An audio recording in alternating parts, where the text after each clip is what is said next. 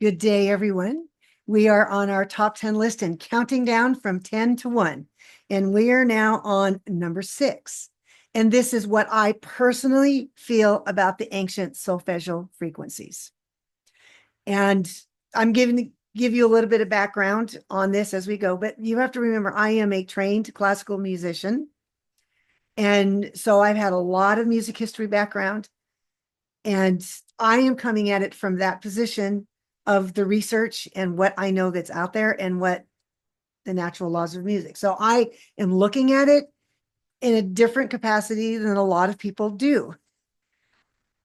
So without further ado, we shall share our screen. Would you say we share screen? Okay. Now, this very first slide here, you're going to see the original scale that was developed by Guido of Arezzo, but he used Pythagorean scale, which we know has been around for at least 20,000 years because they have, and we'll get into that in another video. But here you have ut, re, mi, fa, sol, la. The T was added later. But the original notes of the scale were ut, re, mi, fa, sol, la, and then you'd go back to do.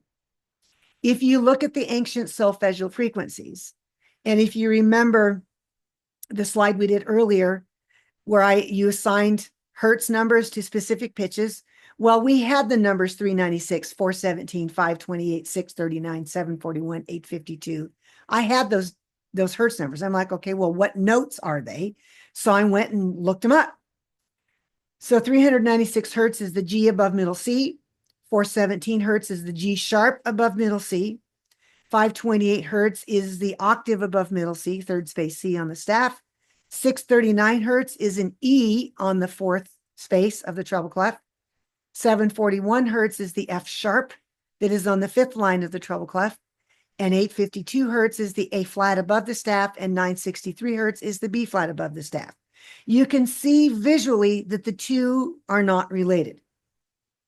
Some people say that the ancient solfeggial frequencies create a scale, but if you look at this visual, even if you don't read music, you can tell that isn't true.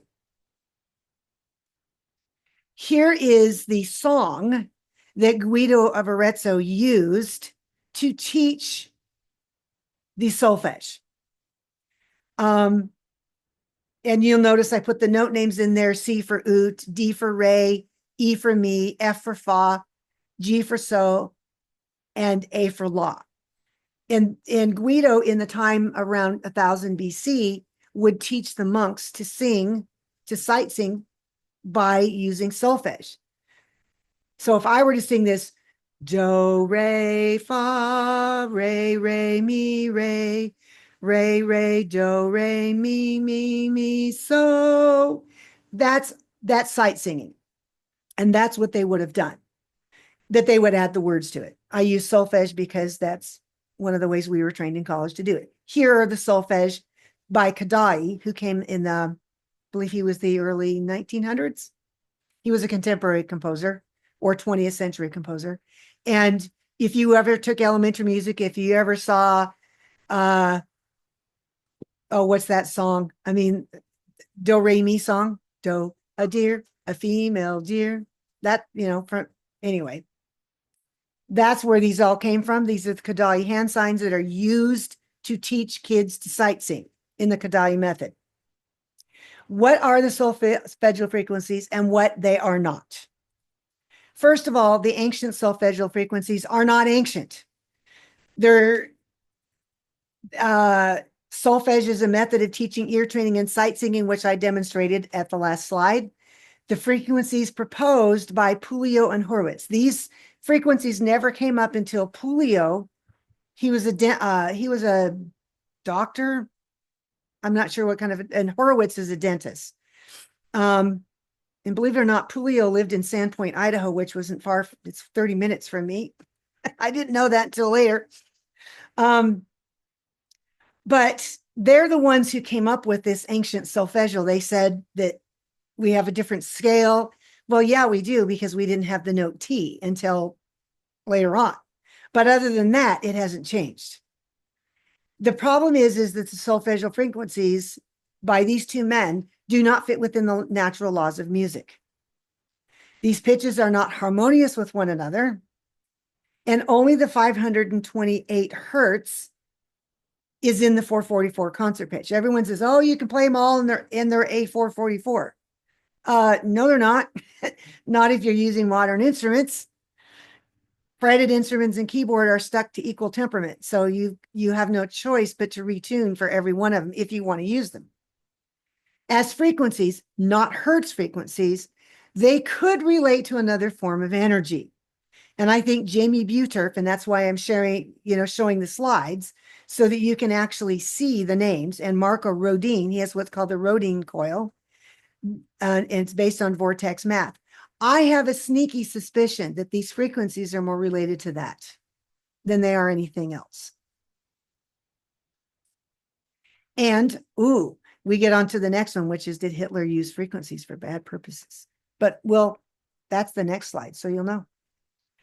All right, so the whole thing about the ancient solfeggial frequencies, we're going to go back to intent. If people are creating music with those frequencies that you like, then use it. I am just saying that is historically, the information about them is not accurate. It does not fit within the natural laws of music.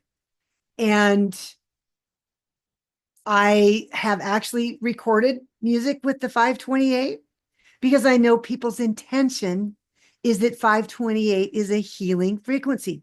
Great. I'm going to partner with your intent by adding my intent into the mix. Not only do I have an album that's 528, but there's a music essence for 528. And it helps a lot of people. But remember, it's all up here. It's in your intention. Do you want 528 to be healing? Then it will be. And it is one of the ancient solfeggial frequencies and just happens to fall within the 444 concert pitch if you're using equal temperament.